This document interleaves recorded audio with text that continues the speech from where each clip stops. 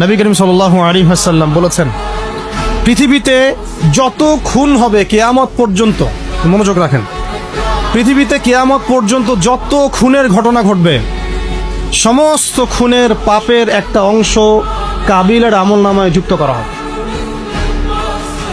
এখানে কে সফল? মহাকাব্য কে রচনা করেছে, হাবিল না কাবিল? আল্লাহ পাক আমাদেরকে শিক্ষা নেওয়ার তৌফিক দান। নূহ আলাইহিস সালামের যুগে নূহ আলাইহিস সালামের একজন সন্তান, সে ঈমান নিয়ে আসে নাই।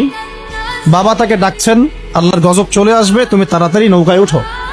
সে বলছে যে আমি নৌকায় উঠবো না, আমি পাহাড়ের উপর উঠে যাব। ইয়াসিমুনি মিনাল মা, পাহাড় আমাকে পানি থেকে বাঁচাবে। নূহ আলাইহিস সালাম পিতা হয়ে ব্যাকুল আর্তনাদ, বাবা আজকে এই আযাব কাউকে বাঁচাতে পারবে না, তাড়াতাড়ি নৌকায় উঠ। তো সে নৌকায় উঠলো না, জীবন সেও দিল। এবং নূহ আলাইহিস সালাম কান্নাকাটি করছেন আল্লাহর কাছে, আল্লাহ ইন্নাহু মিন আহলি, সে আমার পরিবারের একজন, তাকে মাফ করে দাও।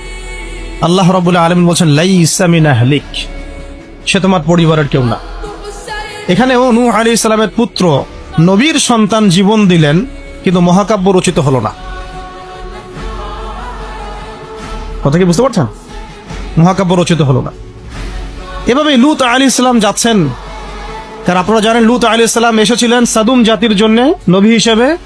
ওই জাতির মূল পাপই ছিল সমকামিতা, যেটাকে এখন আমরা এই সো কল্ড ট্রান্সজেন্ডার, তারপরে এলজিবিটি এইসব ইস্যুর মধ্যে নিয়ে আসছি।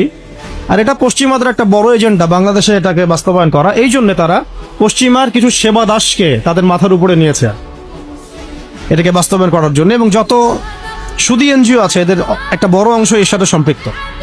কয়দিন পরে যদি দেখা যায় যে ক্লাসরুমের মধ্যে আপনারা বসে আছেন, ডানে বামে এলজিবিটি লোকজন বসে আছে, অবাক হওয়ার কিছু নাই।